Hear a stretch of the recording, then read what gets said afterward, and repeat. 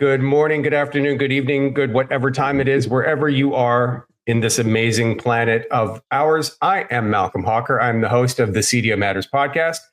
I'm also the Chief Data Officer of Prophecy, the entity that is bringing this podcast to you. We make amazing MDM software. So if you ever have questions about MDM, hey, hit me up on LinkedIn. Happy to answer. I'm excited for today's episode of the podcast. We're going to talk today with Dora Boussias, who is starting her own business, DoraB Global. But she's an established data leader. She's been around the block. She had a long and great career with Stryker. We're going to talk to Dora about her transition to different things and running her own business. And this is something I know that a lot of data leaders have thought about because they're telling me, they're kind of pulling me aside at events or conferences and saying things like, hey, how do I establish my brand? I'd love to start a podcast. How do I do stuff like that? How do I become more noted? And how do I become a thought leader? How do I basically branch out on my own? A lot of people are asking me these questions, so I'm excited to talk today with Dora. Hey, thanks for joining us today, Dora. Good to see you. Good to see you too, Malcolm. I'm excited to be here. Thank you. I don't know when we met in person, maybe a couple of years ago. Gartner? In person? The first time we met in person? I think so. Gartner, right? Doesn't that make, do you think so? No, we also met at DGIQ. I don't know. We've spoken virtually before a few years now, a couple of years. Yeah. I've come to know and respect Dora for a lot of different reasons. She's a great speaker, extremely charismatic, very well spoken. And one of the reasons why is because we share a little bit of common history. Dora and I both left our homelands. We both left our comfort zones and our families in other countries to come to the United States and grab the brass ring. So Dora, I'd love to hear a little bit about your story. Let's start there. How did you get here? How did you get to where you are? What led to the Dora we know now?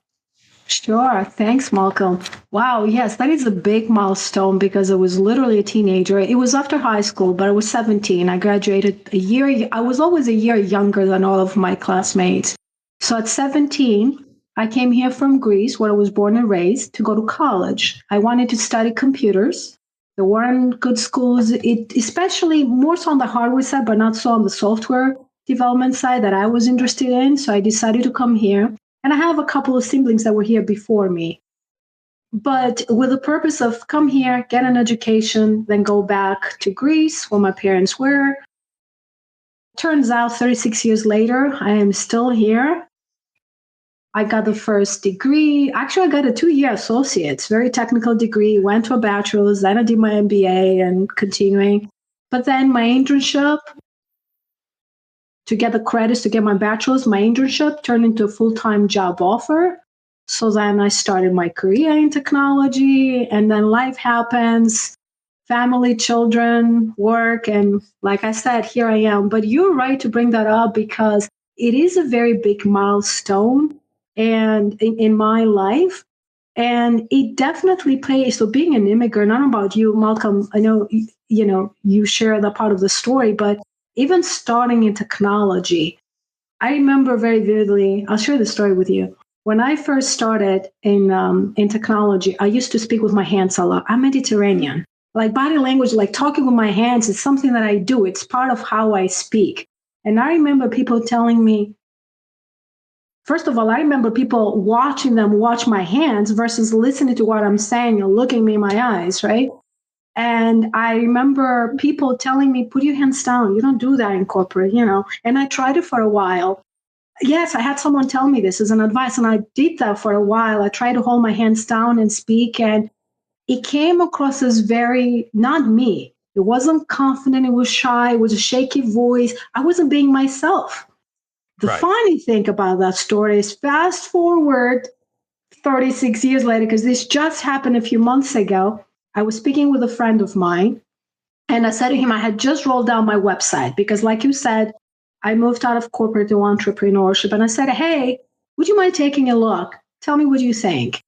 And I have a video on there. And he said, well, this is everything good. Gave me a couple of points. But he said, in your video, there's been a study that scientifically now proves that when people see your body language and your hands moving, it actually instills more trust and credibility. And you should show more of that. You should record this video again and put your camera down to show more of your body, not just, chest up. And I chuckled. I thought that was so funny because it was on 180 from where I started, what I was told, to now telling me, no, it's the other way. And there's science behind it to tell you it's good. But yeah, it's been an interesting journey and I'm grateful for all of it. I'm sure we'll talk about it. Yeah, it's interesting. These subtle little shifts in moving from countries, and people would assume, oh, well, Canada, that's the same as the United States. But I encountered numerous similar examples. No talking with the hands for me. I'm kind of Scottish, Irish descent, and we're very not like that. But one of the things that I had a hard time adjusting to is when I came to this country, talking about politics, right? Like where I'm from, that's a normal conversation. Like oh, hey, let's go for a beer after class, because I was in graduate school.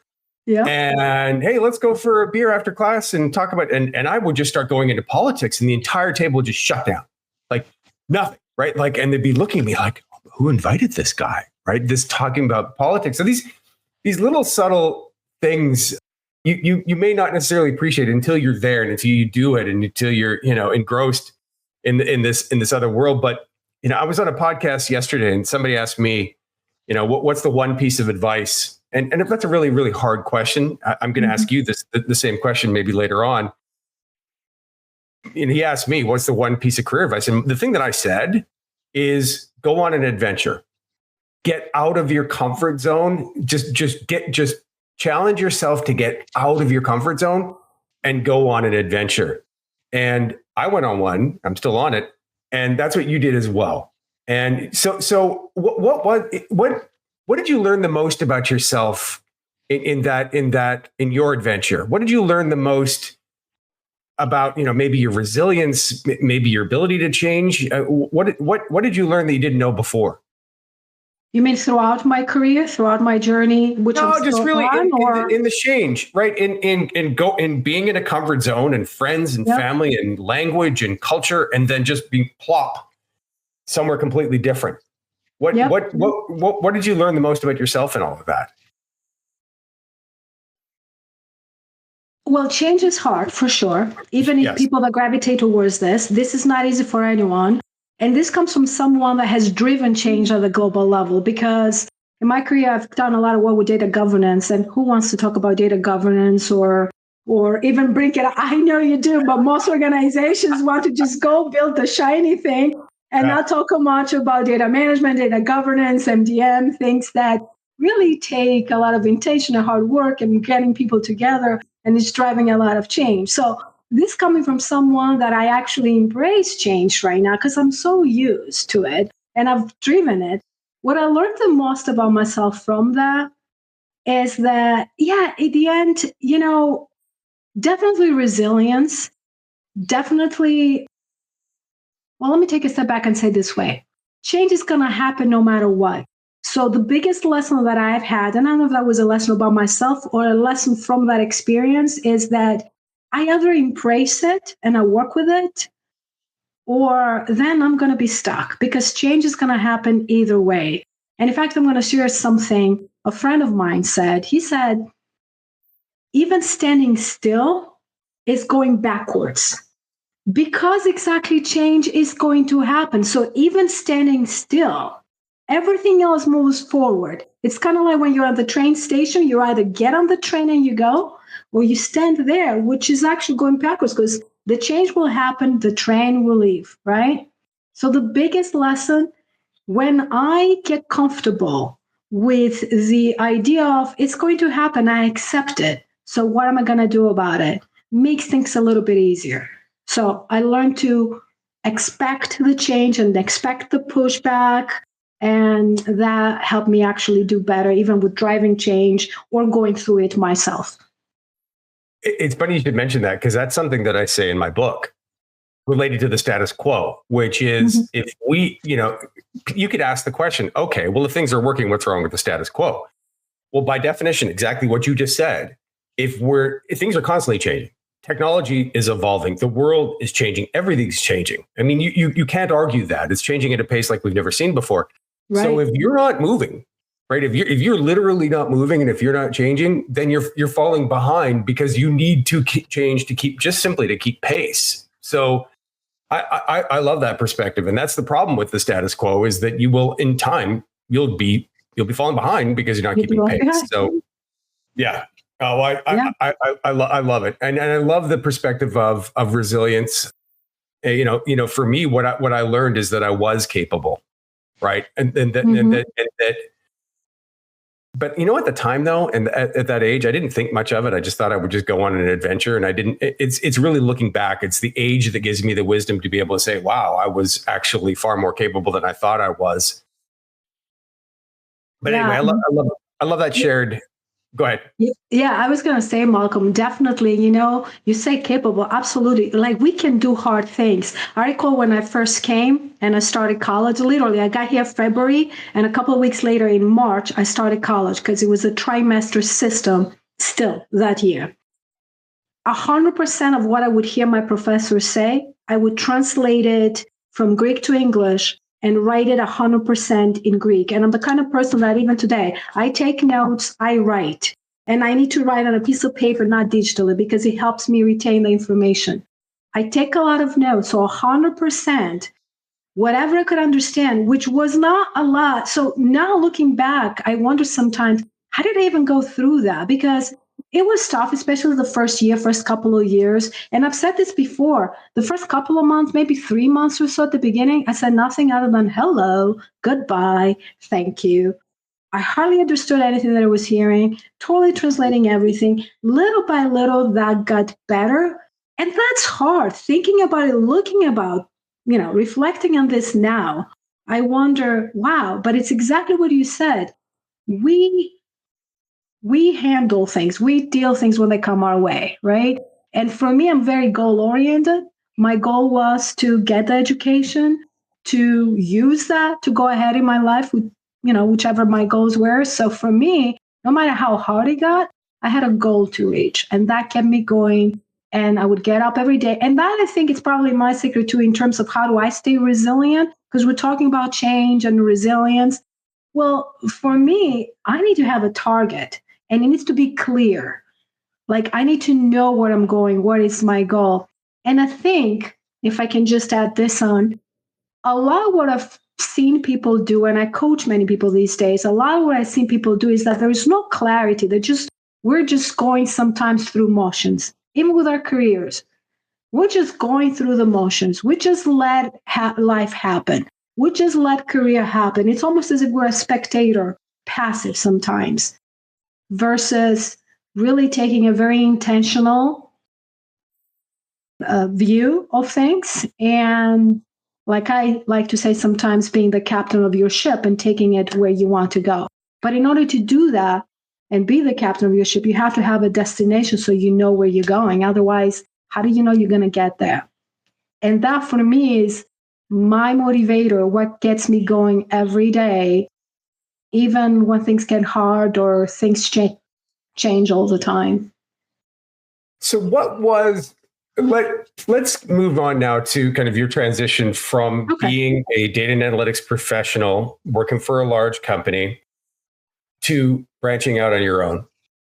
What was that? Oh, by the way, I completely agree with you on having a well-defined target, right? Having a goal. Could not agree more. Mm-hmm. What I know from my personal experience is that previously, for years, my only goal was get a green card. Mm-hmm. Right? I've been there. I know. Right? Literally, that was my only goal. Make sure I can get a green card so I don't get kicked out of the country. Mm-hmm. And in retrospect, completely wrong goal. Like completely wrong goal, because I was managing my career from the perspective of fear, and not from the perspective of attainment, not from the perspective of where I wanted to go. I was basically fearful of getting kicked out of the country. And that was the only thing that was motivating me, was not getting kicked out of the country. I succeeded. Yes. But I think my career was significantly limited along the way because I wasn't shooting for something else. I should have been shooting for something that is more positive, instead of being fear based, I should have been goal based. So I've lived it as well. Looking back with the wisdom of age, it's like, man, that was kind of dumb. Basically taking a position of don't lose. Instead, I could have had the position of here's how I want to win. Oh, yeah, because you know this, right? The mindset, how we look at things, where we're coming from, I think both consciously and subconsciously, it really changes the way we interpret things, the opportunities we go after, how we articulate things, who we choose to talk to or not talk to, event to go to or not go to, what job to go for or not go for. All the micro decisions that we make every day. I'm a firm believer that the mindset and how we approach things, subconscious level even, it has a big impact to how our trajectory goes forward.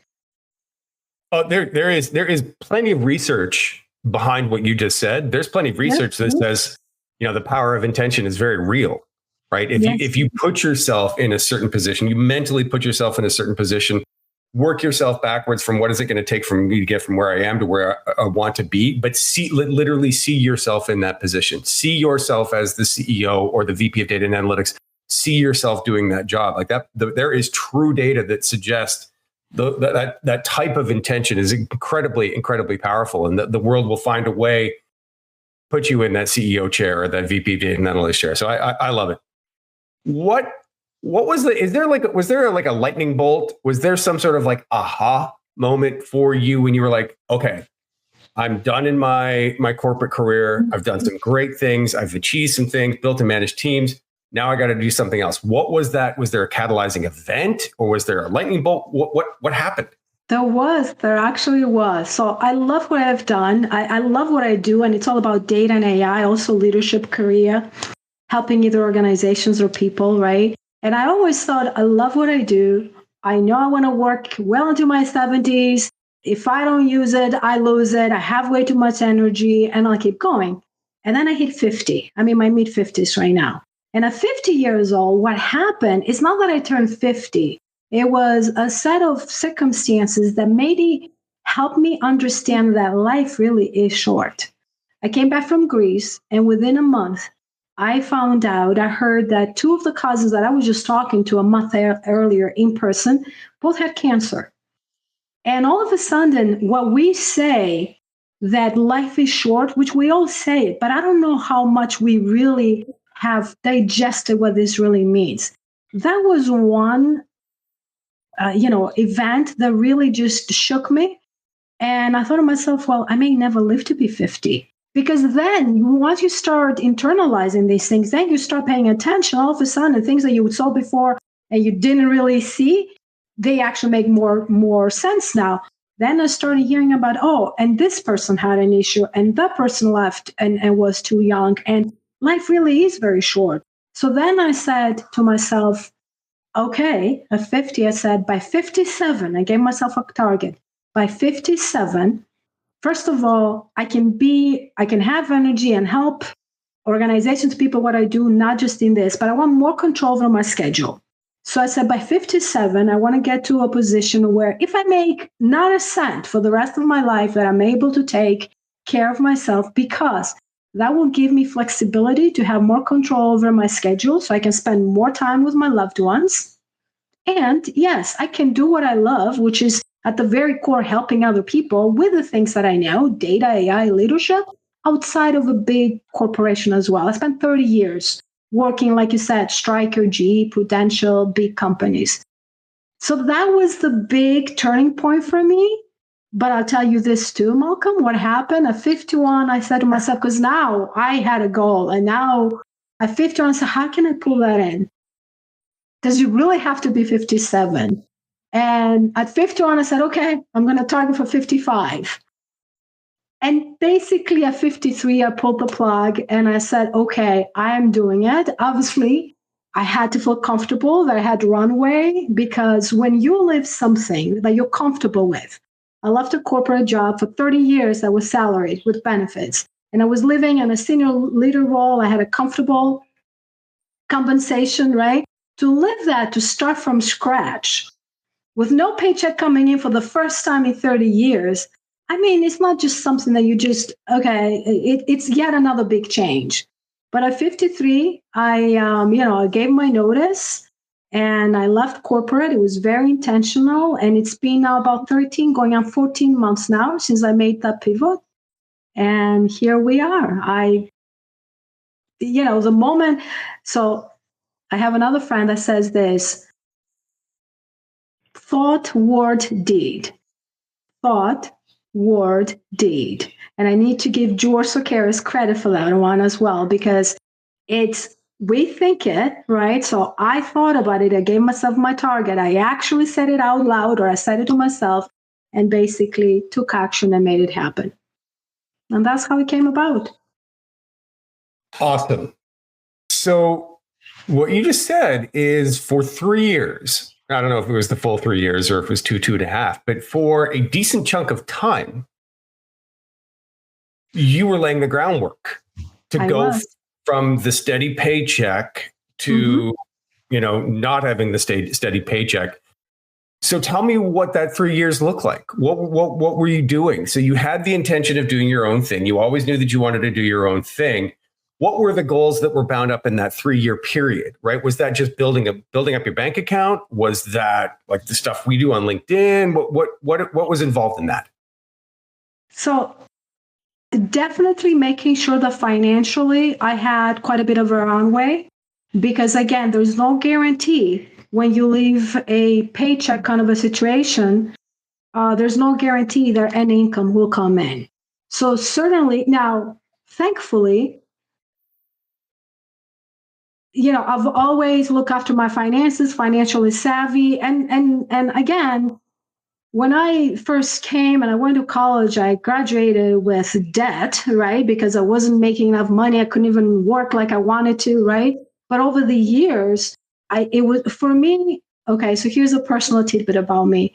If I can afford something, I do. If I don't, if I can't, then I will not spend the money. Right. So financially savvy and just managing my finances, it's something that I've always been intentional about. I live a very comfortable lifestyle, but I was always, preparing that. So after I left during that chunk of time, I made sure that I was being extra cautious. I made sure that, okay, if I want to make this sooner, I need to make sure that I enable myself so that, again, if I step away and there's no guarantee of a paycheck, there's runway for me, but also thinking about what is it that I'm going to do? How will I help people? There's a lot of things, and that's another lesson we can talk about, that even after I made the change, like you said, for a few years there, I was thinking about it. And I knew what I was going to do, but even after I left Malcolm, so about a year ago, what I did not anticipate is that I needed to take even more thoughtful, focused time to think about exactly out of all the things that I want to do. And I knew already, but narrow it down even more. What do I want to focus on? Am I going to take this on? Should I do this? Should I not do this? Because one of the things that I did not expect that happened once I made the pivot was that there was distractions. There was people reaching out and say, hey, can you work as a principal consultant for me? You can combine the technical with the business. Hey, can you do this? Can we work in this capacity? And I had to think about it and say, nope, that's not part of my business model. That's not something that I wanted to do. This is what I want to do. But even there, I had to, and it's evolving, by the way, I've been learning to even how to articulate in a clear way to help people understand, here's how I can help you, which matches what I'm passionate about and where I want to focus my energy and my passion on. So that's a really important message in terms of, managing your time, prioritizing your time. What is your target market, right? What is your mission? First of all, kind of what is the overall broader mission? How would you describe your mission? How would you describe the strategy needed to enable that mission? And if you are not aligned to that, then your time is precious. Don't do it. else you need to do it. But that's so hard, though. I can imagine there's always going to be situations where it's like, okay, this may not be fully aligned, but I'm getting in front of a group of people. Maybe, for example, like that could be useful. You could argue to yourself that could be useful, or I'm getting some exposure that I wouldn't have always got. So sticking to that, I imagine, was probably easier said than done. It was sticking to it, and it was also just refining for my own self. There was distractions. Some of them were easier. Now, there was something else that happened. Maybe it would have gone through, maybe not, right? But it just so happened the month that I gave my notice, it was pretty much that last couple of weeks when I was making the pivot, that I had a couple of recruiters reaching out for some very prestigious jobs, right? Big titles, big companies. And you think, and it makes you stop and say, okay, maybe it would have gone somewhere, maybe nowhere. I don't know. But at that point, I had to have that internal conversation and say, do I even give this a chance? I just said to myself and to my organization that I am pivoting out of corporate. So I had to, again, the distractions, and some of them are easier to say no to, others you think more about, and others you think even more about, right? So I had to think about that, and I actually never pursued it. And I said, nope, I just pivoted out, right? But then the other layer to this, when I left, it was mid-June. I remember it was mid-June. I returned my laptop to Stryker, to my previous employer. And then pretty much through July, August, I had a couple of speaking engagements in there, a couple of trips. But a lot of what I did was really refining. I knew I wanted to work around data and AI to do speaking and advisory. And I can tell you why speaking and advisory was in my mind. That's what I thought I wanted to do, right? And I also knew that I wanted to help people with their careers. So I thought I would do a little course, my side project, as I called it at the time, to help people find clarity with their careers and accelerate their career growth with confidence, right? But then for a couple of months there, it's almost as if it seemed as if I wasn't productive. But really, that was the most important, because I took quiet, focused time to hammer down how to articulate this. And what exactly does this mean? What kind of services will I offer? Exactly who is my target customer, like you said? How will I reach out to them? And then some more tactical things. Okay, I'm a business savvy person. I know I have to have a brand. What's my colors? What's my logo? Do I have a tagline? How will people recognize this is my business? What do I call my business? And the funny thing is, I had actually created the legal entity a couple of years earlier, but I never liked the name. It was the name that I wanted wasn't available. So when I changed, I actually went through another change to really change the legal name and make it DoraB Global, which I did not end up with a name until about a couple of months after I pivoted, right? So you have to also be open to the change that's going to hit you, because you evolve as you go through it. You learn things. The biggest surprise, I had to spend more time that I did not anticipate to focus, to refine my focus. What's my mission? Who am I serving? How am I going to do this? And even more, how am I going to communicate about it? Because for my case, my situation personally, I just said data and AI, I'm very passionate. I was always thinking, how can I drive impact in my organization? I want to do that for data leaders, data and AI leaders, and innovative organizations, usually small organizations. But I also said I'm very passionate about helping people. And my track record shows that. For 10 years before I left corporate, I would speak at conferences. I do podcasts, webinars. I'd mentor. I've been a women in tech mentor for many, many years, right? And so I wanted to do that. But to people that don't know me, and also how to bring those two together, it could be that somebody said, well, Dora, what are you all about? Are you about helping people with their careers? Or are you about data and AI? Are you good at any of this? Why are you so confused? That was and I wasn't confused. It was just a matter of how do I bring this together? Because at the end of the day, it's still me. I'm passionate about these things. I've done all of it and I want to continue doing it. But how do I communicate this in a way that does not give the wrong message? Because if I don't do a good job with that, then okay, I made the pivot, but I can't do it by myself. I need to serve someone. I need to help someone. And that's my mission. How do I help others rise and do better with their data, AI, strategy, and career? That's what I'm passionate about. And if I can help others understand, this is what I'm here to help you with. And here's why I can help you. And here's how I can help you. This is why I'm the right person for you to work with. Then I'm not going to be able to do that. I love the idea of helping others rise, right? And lifting others up. I think that perspective, that mindset is working for others instead of working for yourself and being in service of others is something I think more data and analytics leaders could embrace, or should necessarily embrace. It's something that Sol Rashidi mentions a lot in her book. And if there's one thing that I would say that differentiates Sol, there's a lot of things that differentiate Sol, but one of them, and she talks about this often, is this idea of lifting others up and being, a force to help others advance instead of her. And in doing so, there's a lovely irony there that I really, really love, that when you do that, you advance and that you grow and you advance and you will prosper, but you do it through this perspective of service. So I hear you say that. I love that, because there's something there. Instead of this being about me and my career and my advancement and my money, this idea of service, I think, is an interesting one we should be thinking more about. So Malcolm, this is at the very core of my mission. My mission is exactly that. How do I help others? And by others, when we're talking about the target audience, which are the people that I think I can help the most, are data and AI leaders, are people in data and tech, wherever they are in their careers, and are organizations like, startup, innovative, smaller organizations, right? Because I bring the 30 years of business and technical expertise.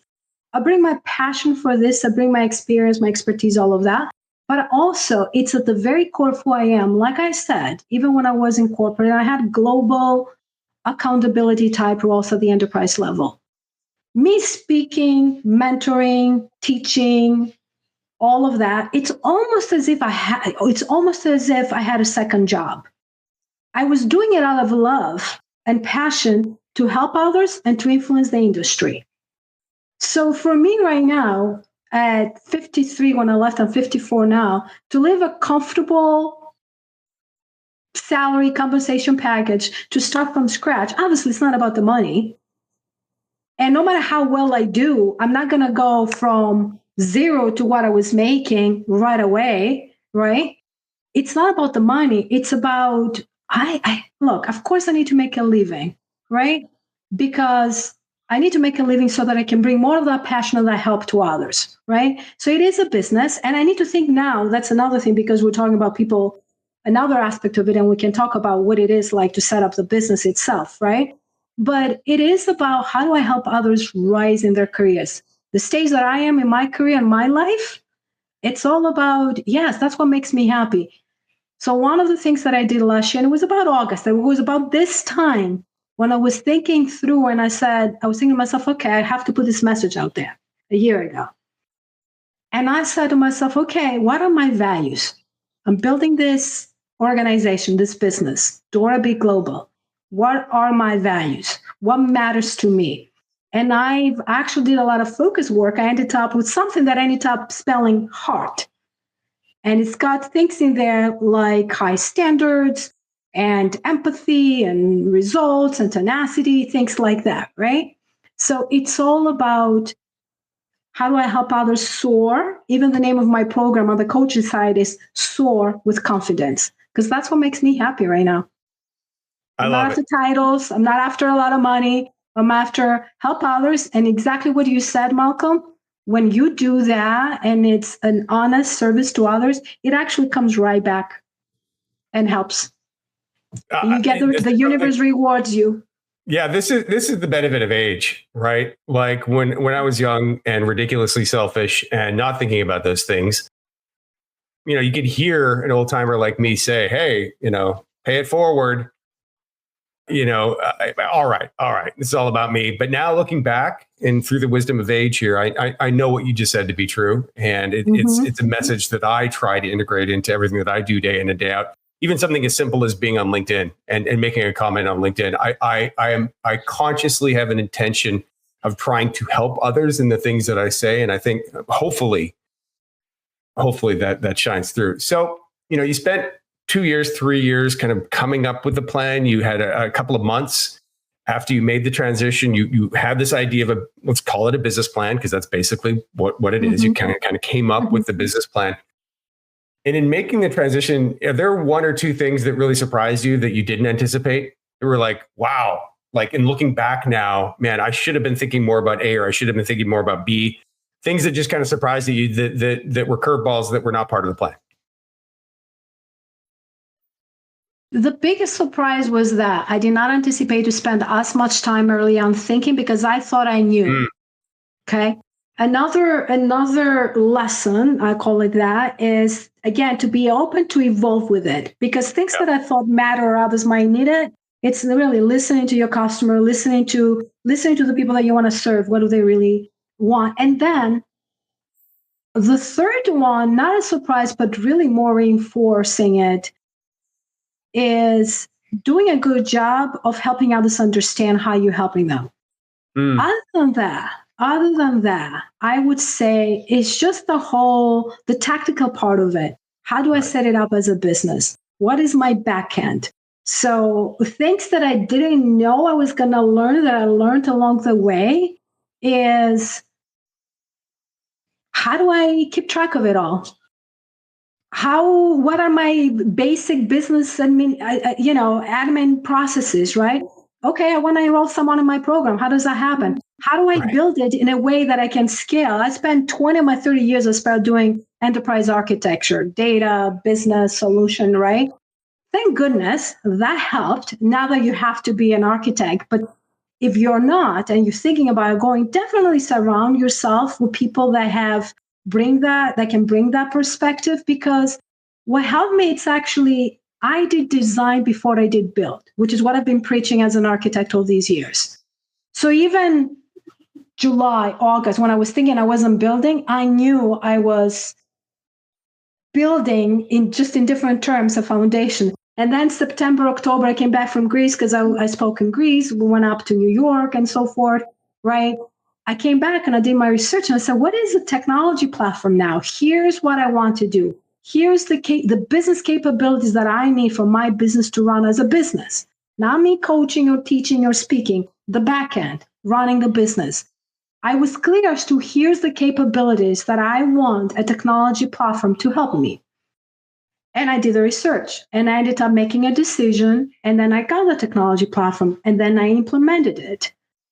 Like those, before I built it, I took a month researching, but that was the best decision and the best action I did, because right now it's there and everything I need to do, I know it supports it because I've done my pre-work. And the other thing, it was obviously harder earlier on, manual processes, but I've made it my goal, which turned out to be that all the time I want to spend with loved ones. I knew year one, I wouldn't have it as much because you're building a business. So the first year or two, it's really long days, long nights. You make it as long or as short as you want to, right? But for me, I would take the time to say, okay, what is this process? I'll make it repeatable, I'll automate it, and that way I can scale. Because a year from now, 6 months from now, I want to be out there speaking. I want to be coaching people. I want to be speaking to people, helping them solve the problems. I don't want to be back here doing back office work. So I've created repeatable processes and I automate it, and I continue doing that as the business evolves. And that's one of my rules. And I think some people might say, hey, you could have built all this stuff a lot sooner. But no, I'm good where I am because it allows me to scale now and be better at what I do, my mission, than otherwise. All the stuff like, billing, invoicing, time tracking, all of that stuff that probably a lot of people don't really think about, but just accounting, like QuickBooks. Oh my God. Yeah. So if you're thinking about leaving corporate, let's say, to start something, I mean, that's a big realization. People sometimes forget about it because it can get very expensive otherwise. Because then you start outsourcing, but it can get very expensive and it can get expensive at a time where you don't really have a lot of income coming in because you're just starting up, right? Oh, yeah. And there are things that you can do to help you.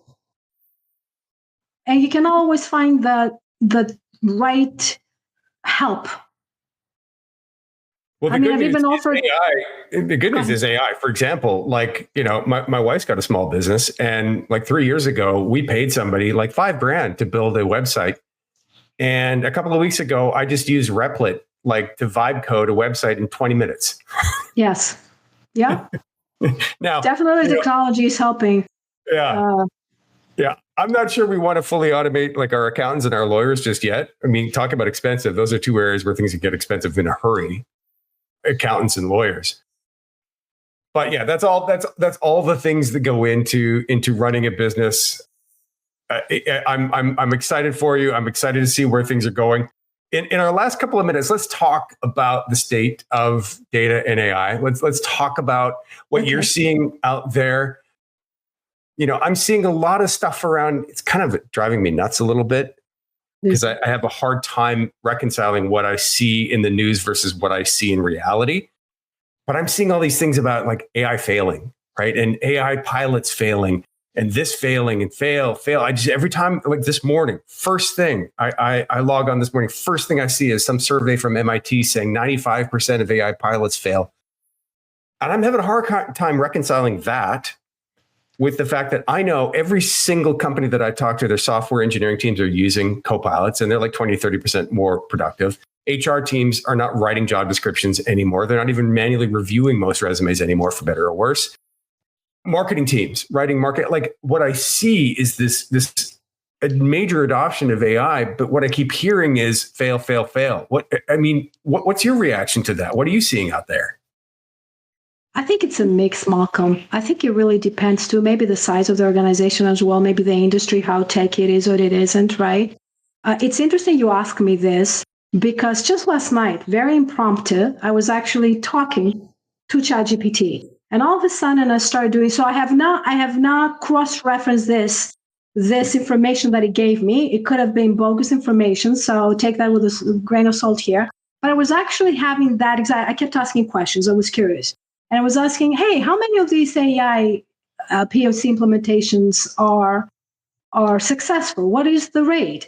And originally, what ChatGPT told me was 30 to 40%. And then I said, okay, but how do you know this? What is the source? Turns out he found some report from McKinsey, I think, which turns out it was about 17%. That study said that about 17% of the implementation of AI actually have a return on investment. And that return on investment, it's about 1 to 2%. Again, I have not cross-referenced, so this may be erroneous information, but it was just very recent. Last night, I was having the beginnings of some research that I'm doing, right? So I think it's a mix. I think sometimes people say they do more than they are. And I have personal examples on it. It's anecdotal examples, but some examples that I know. I think in terms of the enterprise really getting benefit from it, yes, there's productivity, right? I use it in my small business. There's a lot of people using it, even for bigger enterprise, right? Summarizing emails, brainstorming ideas, right? Crafting new emails, right? Things like that. Now with other tools, getting the information from across different sources a lot quicker. Is it enough for a big return on investment? I think we still have ways to go. I think there is a lot of talk. You asked me about the state. I know there is a lot of talk about agents or agentic workflows right now and what that is going. I think we don't know what we don't know. I think it's going to change even more than before. If we think we're going through a lot of change, I think the pace of change is going to be even more rapid as we go forward. So I don't know that anyone knows the true answer to this. It really depends. And I don't know that we're always hearing the right information. I'll leave you with that one study, and I hope I remember the figures correctly, but there was another study that happened where IT practitioners overstated their understanding and uses of AI by 72%, I want to say, but IT leaders were overstating it by 90%. So sometimes we do overstate for XYZ reason. That I have no doubt about. Yeah, I have no doubt about that because there's so much pressure to show movement on AI, and I suspect there's plenty who are saying, "Oh yeah, we're widely deployed," and it's just people using their preferred LLM at the desktop, which is not nothing, right? Which is greater than zero. I mean, just simply allowing people to use an LLM at a desktop. Okay, there's issues there. Disclaimers abound. Listeners, just don't go turning off the shelf LLMs loose in your organization. There's things you need to do. You need to be running this on your own tenant and maintaining all of your data. But yeah, the overestimating or the hyping, I suspect that's a very, very common thing. But to get back to the go ahead. Go ahead. I'm sorry. To get back to the whole POC thing, I part of it, one of the reasons why it drives me nuts a little bit is that I've had plenty of POCs in my time never make it to production, and they were still highly successful because we learned about what works. We learned about what didn't work. We learned about bear traps to avoid. We learned about best UIs and best designs. We learned a ton that allowed us to go back and refactor, to go back and re-engineer so that the next time increase the likelihood of a success. So this binary view of either it's in production or it's not in production, and that's the only meter of success of a POC, I think it's just completely wrong. I mean, POCs are there for us to learn from. Yeah, we want them to go to production because the costs go down, but success can still be learning instead of just going to production. So I see you bring up such a critical point, right? It's like, how do you define success? And I think what's really going to help us not only get better data around this, but the confidence to go up and everything is making sure that the things that we do before we go into POC, like, do we know what we're solving for? And is it really an AI? Is AI the right, or generative AI, or, machine learning? Usually people just jump into generative AI these days, but whatever the technology, is it the right technology? I think we're starting with all these overestimated expectations, what's the word? Like too many expectations. And we think that we can just skip the fundamentals around data. I mean, we're both in data, and you can't just, I don't care how good AI is. If you have a shaky foundation, it's going to give you shaky results at best, right? And a lot faster. I think the moment we start getting clarity as to what is it that we want to do this, is this really the right technology, and not just jump to using it and then it fails because, well, we're measuring the wrong things and we're having unrealistic expectations. And it's not the right tool or resource to use for what we're trying to solve. But we tend to want to skip over those stages in the whole end-to-end process of building things. So I think when we do better in that stage, then AI is going to do better as well, because we're going to use it for the right things. And we're going to put the right people on the team, because AI is not going to do it. It's people along with AI. It's just another technology. You and I have been in tech for a while, right? I think you and I spoke about this before. I started as a COBOL mainframe programmer. I've done 20 years of VA. I've seen so many technologies over the years that were the hot thing.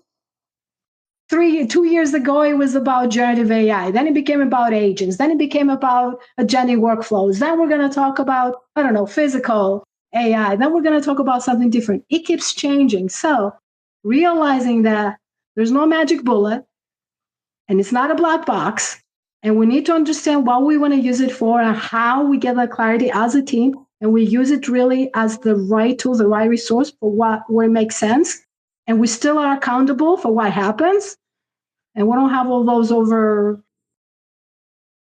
inflated expectations, then I think we'll do better and we'll be reporting better results about it too. Well, hey, COBOL. There's still COBOL running on mainframes and banks to this day. There's still some COBOL out there. There's still some Fortran, maybe some Pascal dangling around out there. And the people who know that,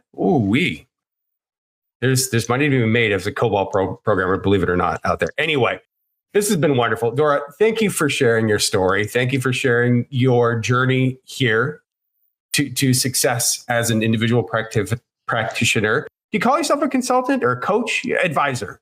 Is that advisor? I'm a speaker, coach, and advisor.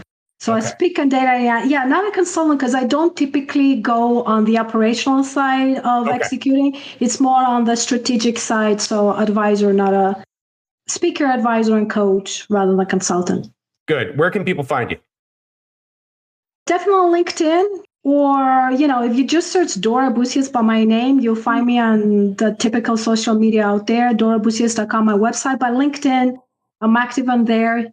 And people can reach out anytime, really. You probably know this about me, Malcolm, right? I'm always open. I always like to I always say, never stop learning. And we'll learn better when we just keep on helping, supporting each other, and learning from each other. So I invite people to reach out and have a conversation on LinkedIn. Awesome. I hope people take advantage of that offer. For anybody who's still with us, I would be absolutely positively thrilled if you took a moment to subscribe or get notifications to this podcast, however you consume it. Maybe that's through YouTube, maybe that's through Spotify, you name it. I would be honored if you took a moment to subscribe and to let us know that we're doing some good things here at the CDO Matters podcast. And with that, thanks again, Dora. We will see you on another episode of this podcast, hopefully in another 2 weeks. Talk to everybody soon. Bye for now. Thank you, Malcolm.